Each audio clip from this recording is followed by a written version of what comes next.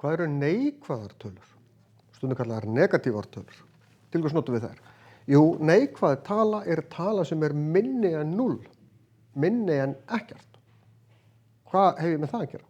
Jú, við notum þetta til dæmis þegar það er frost úti. Við notum Celsiuskvarðan, það er frostmark vatns við 0 gráður, hitinn getur verið lægri en það og þá táknum við það með mínustölu. Ef hann er yfir 0 þá er það plústala, en fyrir neðan 0 þá er það mínustala.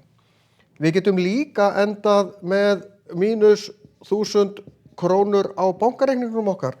Það er að segja, ef ég er með útdráttarheimild. Við getum, bókhald getur sýnt tölur, ef það er mínus tap á einhverju verkefni, þá táknum við það með mínustölu. Við táknum líka mínustölur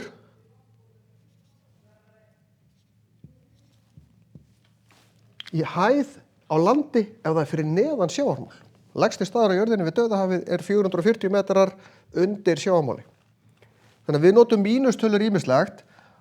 Ef að ég geri 3 mínus 7, þá fæ ég mínus 4. Því ég er með 3, tek 7 af, þá á ég ekki nema 3 til þess að taka og þá er ég að taka 4 meira en ég gat. Og ég þarf að sýna það einhvern veginn.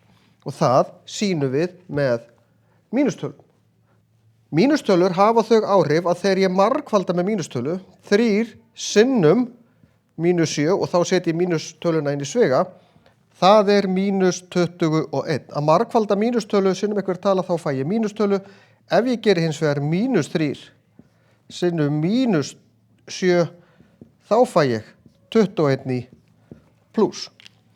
1 mínustala býr til mínus, 2 mínus og 0 hvernig hann út. Ef ég væri með 3. mínusinn þá fengi ég aftur mínus, 4 mínus og þá fengi ég aftur plús og svo framvegis. Þannig að mínustölur tákna eitthvað sem er minna en 0.